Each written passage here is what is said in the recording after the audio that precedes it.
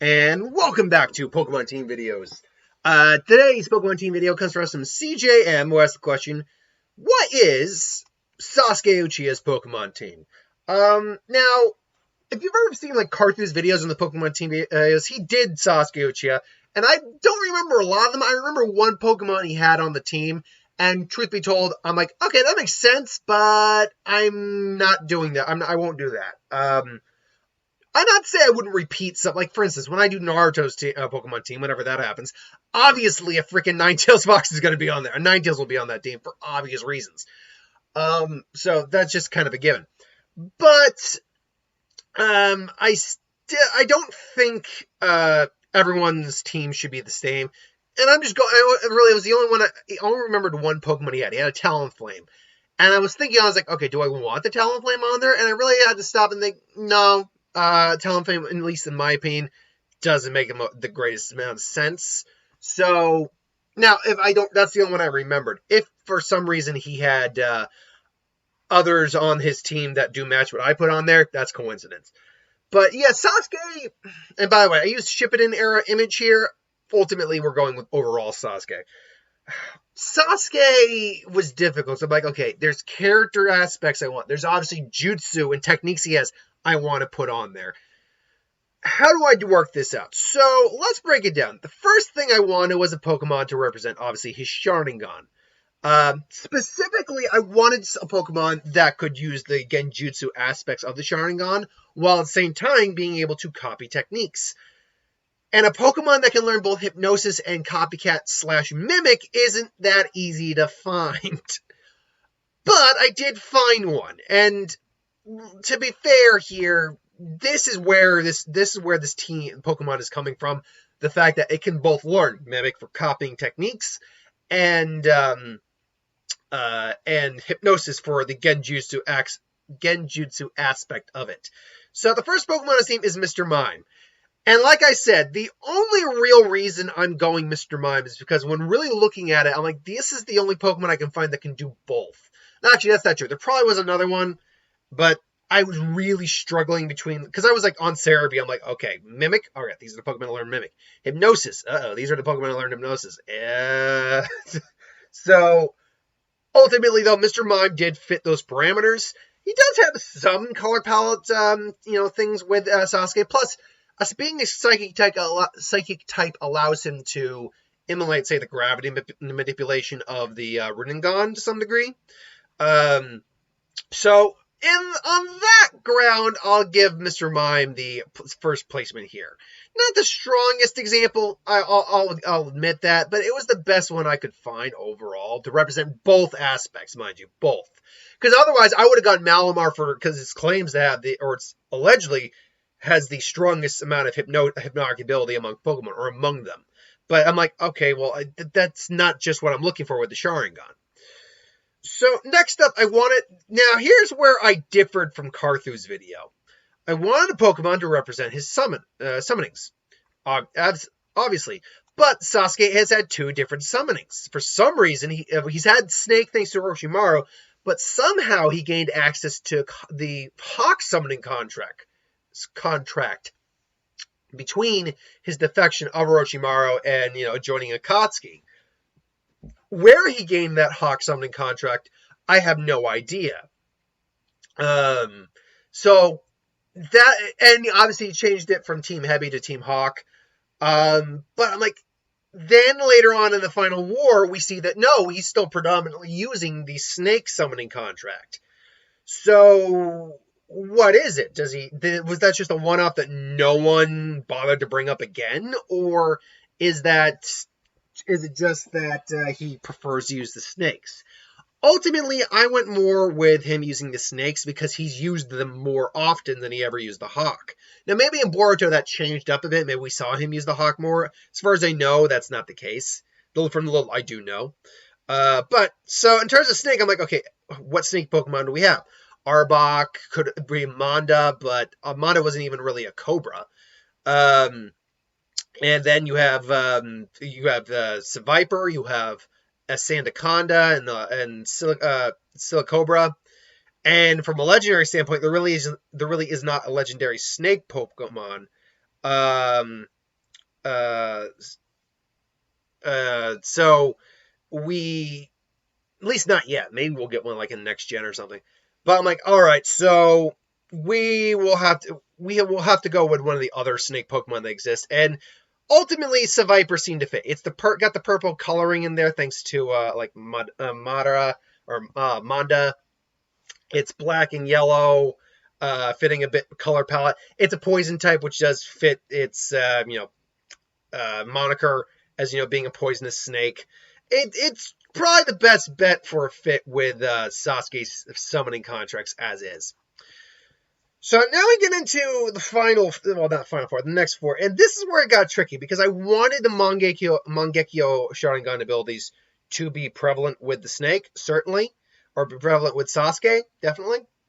But I also want something to represent his Rinnegan, too. The Rinnegan one, that was the one I think I had the hardest time figuring out. So let's actually talk about the Rinnegan first.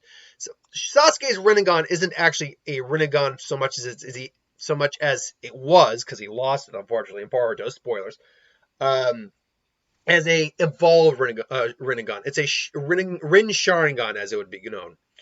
And as a Rin Sharingan, it is capable of doing more, hence he's got the dimension hopping abilities. And the only Pokemon I really know of that can kind of do that, I was tempted to do an Ultra Beast because those are Pokemon from different alternate dimensions. But nothing really fit well with that. And so the only Pokemon I can really think of that kind of has like dimensional hopping is Hoopa. Now, I didn't go Hoopa Unbound because originally, if I'm not mistaken, with Sensui, I went Hoopa Unbound. There's no real reason for Hoopa Unbound in this one. I think standard Hoopa is more than good enough to be using. And to be fair, it's really more just kind of like teleportation kind of stuff with Hoopa, not so much dimensional hopping, but it's about as close as we can get. So ultimately, yes. Is it a bit of a stretch? Absolutely, but is it about as close as I think we can get to the Rinnegan's ability of like the dimension hopping and teleportation? Yeah, more or less. So now we get into some of the basically three of the major techniques we've seen Sasuke use. Major in the sense of how powerful they are and spamming them to some level. This one we didn't see spam, but I knew for a fact I wanted a Pokemon that would be the Kirin of Sasuke's team. The Pokemon that, that brings out the finishing move, gone with the thunderclap, all that. What Itachi used against Itachi. He really only used it the one time, but it was such a impactful moment that I felt we needed a Pokemon for it. And I felt that Mega Manectric fit that bill pretty much. It is literally a Hound Lightning Bolt, or Thunderbolt, if you will. And if I'm not mistaken, this one might have been on Carthu's team as well. I can't remember. But I think this is like the embodiment of a Kirin pretty much, because otherwise, we're thinking on electric Pokemon real quick, you could have done Raikou. I could have done Raikou. But, I mean, yeah, and it is technically a dog, but unfortunately, Raikou always looked more like a saber-toothed tiger to me, even though it is allegedly a dog. So, I didn't really like that one as much. Other than that, I mean, and I'm just thinking like legendary Pokemon at the moment. It's like, nope. I mean, you had Thundurus, but no, Thundurus would not work at all. Yeah, I mean, when you really break it down, I suppose Zeraora, but not really. It doesn't really fit all that well. No, for me, Mega Manectric, it's a hound. Kirin, while not an actual dog, does have a kind of hound-esque shape to it. So it is certainly a powerful Pokemon that I think does fit the parameters for a Kirin. It basically looks like a pure bolt of lightning. So that's where the Kirin comes in. So now we have the last two big techniques that Sasuke has in his roster, and that is Amaterasu and Susanoo. Now, looking up a Pokemon that could be Amaterasu, it's like there is no Pokemon that uses black flames. There's no dark type or there's no fire type Pokemon that uses black flames. There's shiny. There are black fire Pokemon, but their fire's usually blue or something like that. Look at Emboar. Look at Charizard X. Mega Charizard X. Look at Charizard itself. So its shiny is black, but it's not like he's using dark flame. So I'm like, okay, what can I find here that's Amaterasu? There's no Pokemon that is literally hot as the sun. Like you have the sun Pokemon in Solgaleo, but that's not actually a fire type either. So what exactly can we use here? And I'm thinking, I was like, well, and then I'm like, throughout the entire time I'm thinking on it, there is one Pokemon that's standing out to me more because of its design than it actually even being a fire type. Now, this is technically cheating because it's not a fire type, but hear me out. Galarian Moltres is black with red flames for its wings and its body. It is not a fire type, though. That is a thing. It is a flying, if I'm not mistaken, it's a flying dark type now is what Galarian Moltres is. Galarian Moltres, if I'm not mistaken. I know it's a dark type. I think it's a flying dark type, not a dark fire type, if I'm not mistaken. It has a fire-like aura, but it's not a fire type anymore. It's a dark type. But when you talk about appearance-wise, that's about as close to as an Amaterasu I think you're going to get. Oddly enough, its shiny is just Moltres color. I actually think its shiny looks arguably even better than the regular does. Its shiny actually looks really good when you add the Moltres color pattern standard Moltres color pattern onto that design. And weirdly enough, Moltres has looked, this is I think the best Moltres has looked in a long time, because Moltres never really was that impressive looking. Either way though. So yeah, I mean, yes, it can still, as far as I know, it can still learn fire type attacks too as a Galarian Moltres, if I'm not mistaken. Let's see, Galarian version Gen 8. I mean, not naturally, no. It cannot learn. It cannot learn fire type attacks, no. But that's not to say that it still couldn't, learn them from TM's. Yeah, it's TM's moves. Actually, no, it can't learn fire type attacks. So that is the trade-off for appearance-wise. I mean, you could make an argument, like, say, in this world that, or in, like, this anime or whatever it is, that there's a mutation with this particular Galarian Moltres, because there's clearly more than one Moltres in Articuno and Zapdos, that it can learn fire type attacks. There's your argument for, in canon lore, but ultimately, it is just, it is more aesthetics than anything else. So, last but not least, we needed a Susanoo Pokemon. I think that was pretty much in the bag. That was pretty much guaranteed. And I'm like, okay, Susanoo is a giant chakra construct of, energy and all that, you basically surround yourself in and wear kind of like a suit of armor and fight with. Okay, there's no Pokemon that really looks like that. I'm like thinking, well, Reuniclus is kind of like that, but is Reuniclus' power? I like Reuniclus design and, combat-wise. I've actually always liked that Pokemon. But that's really not that good of a Pokemon for Sasuke in terms of his Susanoo reference.